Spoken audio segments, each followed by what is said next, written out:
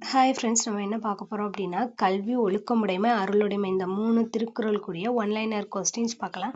நான் திருக்குறள் ஆல்ரெடி வந்துட்டு கல்வி, ஒழுக்கமுடைமைக்கும் அருளுடைமைக்கும் போட்டிருக்கேன். அதை பார்க்காதவங்க வந்து பார்த்துக்கோங்க. பார்த்துட்டு வந்து நீங்கள் வந்து அந்த வீடியோ பார்த்தீங்கன்னா உங்களுக்கு புரியும்.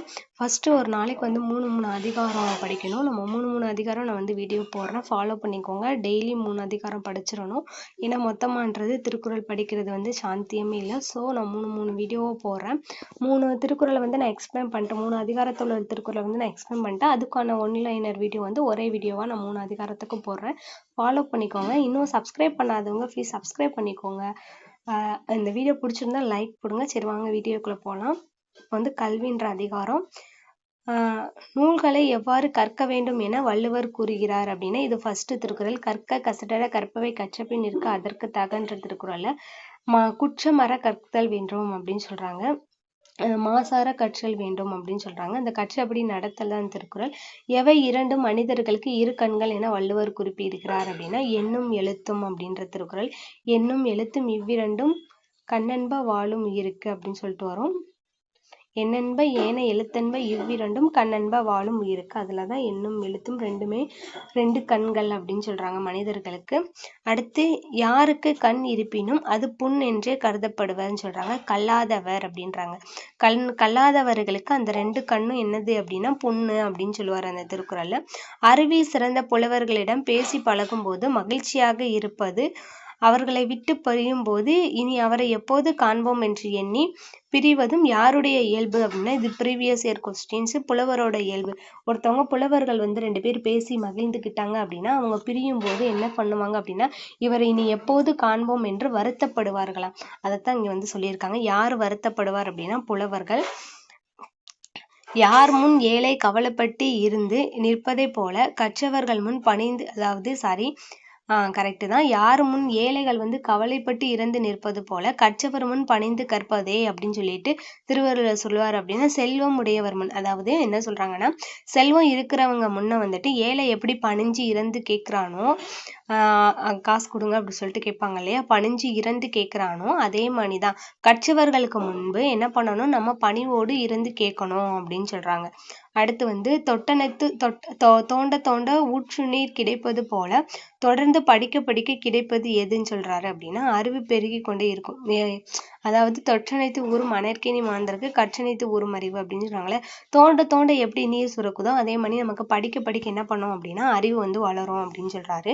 யாருக்கு எல்லா நாடும் தன்னாடு அப்படின்னு சொல்றாங்கன்னா, கற்றவருக்கு வந்து எல்லா நாடும் தன்னாடு தான், எல்லா ஊரும் தன் ஊரு தான். ஆனா ஏன் வந்துட்டு இன்னும் வந்து என்ன பண்றாங்கன்னா கல்லாம இருக்கிறாங்க, சாகும் வரைக்கும் இன்னும் என்ன பண்றாங்கன்னா கல்லாம இருக்கிறாங்கன்னு சொல்லிட்டு அந்த திருக்குறள் வரும். அதான் இங்க கொடுத்துருக்காங்க. அடுத்து, 7 தலைமுறைக்கும் பாதுகாப்பது எது என்று கூறுறாரு அப்படின்னா, ஒரு தலைமுறையில் பெறும் கல்வியானது.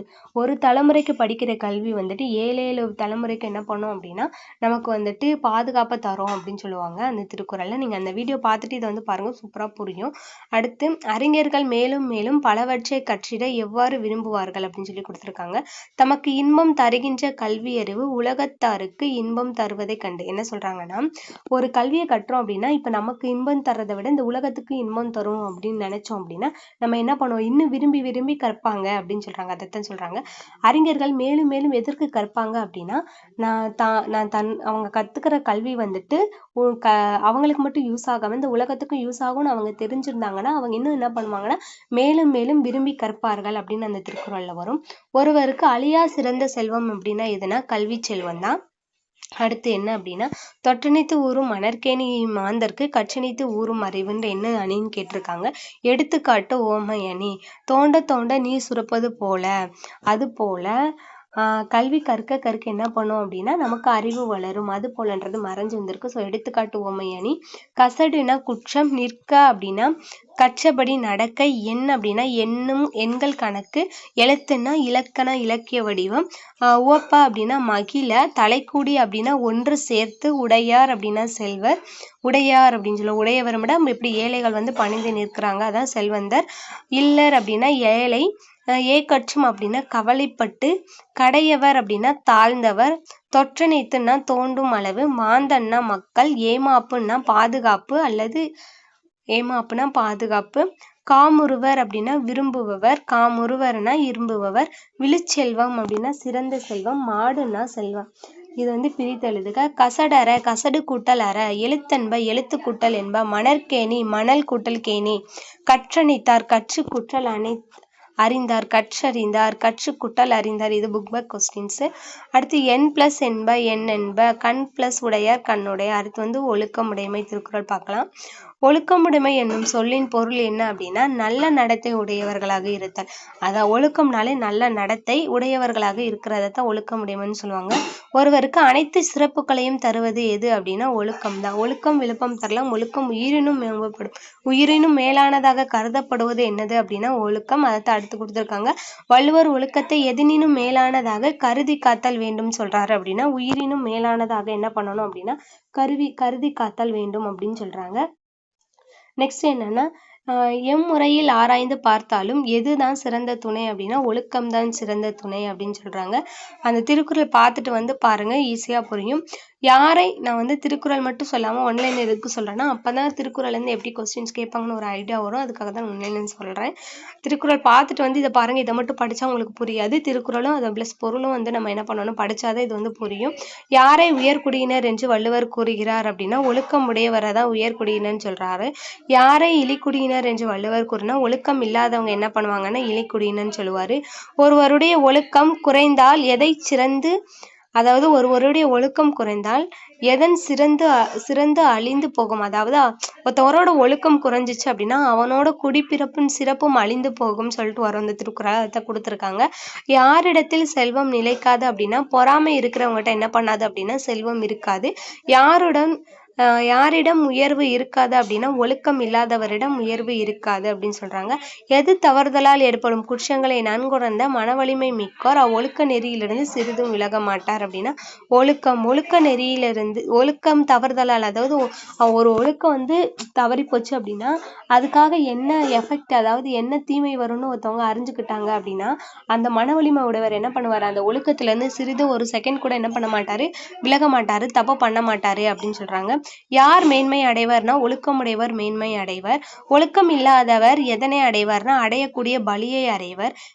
எது தன்மை என்னும் விளைவை பெறுவதற்கான விதை அப்படின்னு சொல்றாங்க. எது வந்து நன்மை என்ற விதையை பெறுவதற்கான விதைனா நல்ல ஒழுக்கங்கள். துன்பம் மட்டும் விளைவாக தருவது வந்து தீய ஒழுக்கம். யாரால் தவறியும் தன் வாயால் தீமை தரும் சொற்களை சொல்ல இயலாது அப்படின்னா நல்லொழுக்கம் உடையாரால் தவறியும் தன் வாயால் என்ன பண்ண மாட்டாங்கன்னா தீமை தரும் சொற்களை வந்து பேச மாட்டாங்க.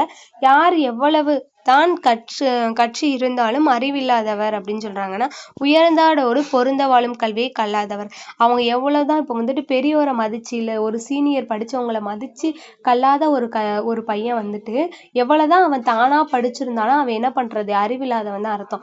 நமக்கு மேல ஒரு சீனியர் இருக்காங்கன்னா அவளுக்கு படிச்சு நம்ம என்ன பண்ணணும்னா படிக்கணும். நமக்கு எல்லாம் தெரியுன்ற மாதிரி இருக்கக்கூடாது. ஏன்னா நமக்கு தெரியாத டேட்டாஸ் அவங்களுக்கு நிறைய தெரிஞ்சிருக்கலாம்.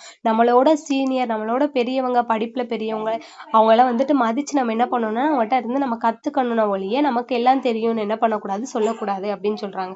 இல்லாட்டி அப்படிதான் எவ்வளவுதான் கற்றிருந்தாலும் அவன் என்ன அறிவில்லாதவன் ஆவார் அப்படின்னு சொல்லியிருக்காங்க. விழுப்பம் அப்படின்னா சிறப்பு. ஓம்பப்படும் அப்படின்னா காத்தல் வேண்டும். பரிந்தின்னா விரும்பி. தேரினும்னா ஆராய்ந்து பார்த்தாலும். குடிமை அப்படின்னா உயர்குடி. இழுக்கம்னா ஒழுக்கம் இல்லாதவன். அழுக்காறுனா பொறாமை. ஆக்கம்னா செல்வம். ஒழுகாறுனா விலக மாட்டார். உறவோர் அப்படின்னா மனவலிமை உடையோர். ஏதம்னா குற்றம். எய்துவர் அப்படின்னா அடைவர். இடும்பை அப்படின்னா துன்பம். வித்து அப்படின்னா விதை. ஒல்லாவோ இயலாவே அப்படின்னு அர்த்தம். ப்ரீவியஸ் இயர் கொஸ்டின் பார்க்கலாம். பல கற்றும் அறிவில்லாதவர் என வள்ளுவர் யாரை குறிப்பிடுகிறார் அப்படின்னா உலகத்தோடு ஒட்ட நடக்காதவர் அப்படின்னு அர்த்தம். அழுக்காருடையவன் ஆக்கம் இல்லை, அதாவது அழுக்காருடையவன் கண் ஆக்கம் இல்லை அப்படின்னா அழுக்காறு அப்படின்னா என்ன அப்படின்னா பொறாமை. அருளுடைமை திருக்குறள் பார்க்கலாம். செல்வங்களுள் சிறந்த செல்வம் என்று வள்ளுவர் குறிப்பிடுவது எது அப்படின்னா அருளாகிய செல்வம் தான் செல்வங்களின் சிறந்த செல்வம் சொல்லுவாரு.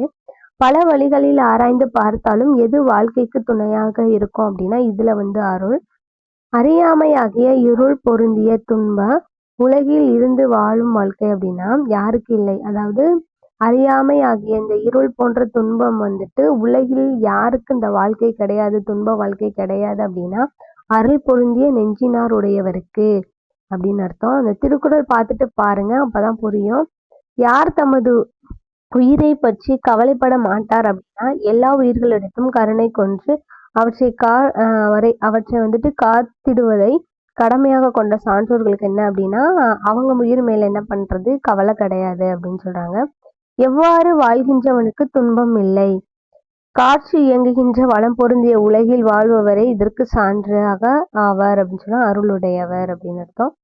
பொருளற்றவராகவும் கடமை மறந்தவராகவும் ஆவர் யார் அப்படின்னா, அருளற்றவராகிய தீமை செய்து வாழ்பவர் தான் என்ன அப்படின்னா பொருளற்றவராகவும் கடமை மறந்தவராகவும் இருப்பார் அப்படின்னு சொல்லி கொடுத்துருக்காங்க.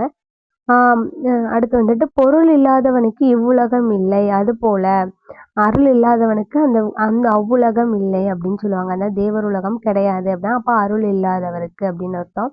யார் ஒரு காலத்தில் சிறந்து விளங்குதல் இல்லை அப்படின்னா, அருள் இல்லாதவன் ஒரு காலத்திலும் என்னது அப்படின்னா சிறந்து விளங்குவது கிடையாது அப்படின்னு சொல்றாங்க. அறிவு தெளிவு இல்லாதவன் ஒரு நூலின் உண்மை பொருளை கண்டறிய முடியாது, அது போல எவன் செய்யும் அரசெயலும் இருக்கும் அப்படின்னு கேட்டிருக்காங்க. அருள் இல்லாதவன் அர்த்தம். ஒருவர் தன்னை விட மெலிந்தவரை துன்புறுத்தும் போது எதனை எண்ணி பார்க்கணும் அப்படின்னா, தன்னை விட வலிமை உடையவர் முன் நம்ம எப்படி அஞ்சு இருக்கோமோ அதை எண்ணி பார்க்கணும். இப்ப நம்மளோட வலிமை குறைந்த ஒரு பையனை நம்ம வந்து அடிக்கும் போது நம்ம என்ன பண்ணணும் அப்படின்னா, நம்மளை விட வலிமை உடையவர்கிட்ட நம்ம எப்படி பயந்து நிற்போமோ அதை நினைச்சு பார்க்கணும் அப்படின்னு சொல்றாங்க. அப்ப அடுத்தவங்களை வந்து என்ன பண்ணக்கூடாது, துன்புறுத்தக்கூடாது அப்படின்றாங்க. சொற்பொருள் பார்க்கலாம். பூரியார் அப்படின்னா இழிந்தவர். பூரியார் கண்ணுமுள்ளன்னு வரும். இழிந்தவர். அல்லல்னா துன்பம் தெரியும். வலினா காற்று. மல்லல் அப்படின்னாலே வளமான வளம் அர்த்தம். மானாலே பெரிய வண்டு இந்த மணிலாம் குறிக்கும். கரி அப்படின்னா சான்று. கரினா சான்று. இன்னொன்று யானை வரும். அடுத்து திருளாதான் அப்படின்னா ஞானம் இல்லாதவன் அல்லது அறிவு இல்லாதவன் அர்த்தம். ஞானம்னா அறிவு. அடுத்து செவ்வியான் அப்படின்னா சான்றோர். செவ்வியான் அப்படின்னா சான்றோர். பொருள் செல்வம் அப்படின்னா பிரித்தெழுதுக. பொருள் கூட்டல் செல்வம் இவ்வளவுதான். இதுல வந்து பிஓக்கு எதுவும் கேட்கல. இந்த 3 திருக்குறளோட அதிகாரத்தையும் படிச்சுக்கோங்க. கீழே டிஸ்கிரிப்ஷன்ல லிங்க் கொடுக்குறேன், படிச்சுட்டு அதுக்கப்புறம் வந்து நீங்க வந்து கொஸ்டின்ஸ் பாருங்க ஒன்லைனர். அப்பதான் உங்களுக்கு புரியும். சப்ஸ்கிரைப் பண்ணாதவங்க சேனலை சப்ஸ்கிரைப் பண்ணிக்கோங்க. ஒரு நாளைக்கு வந்துட்டு 3 அதிகாரம் நான் போடுறேன். 20 அதிகாரம் க்ளோஸ் பண்ணிட்டு அதுக்கப்புறம் பிஒய்க்கு நெக்ஸ்ட் வந்துட்டு ஓல்டு திருக்குறள் கொஸ்டின்ஸ்ல உள்ள மொத்த கொஸ்டின்ஸும் பார்க்கலாம். அதுக்கப்புறம் ஸ்கூல் புக்ல உள்ள திருக்குறளும் நம்ம கண்டிப்பா படிக்கணும். அதுவும் ஒரு புக்கும் ஒரு வீடியோவும் போட்டுடலாம். Thank you friends.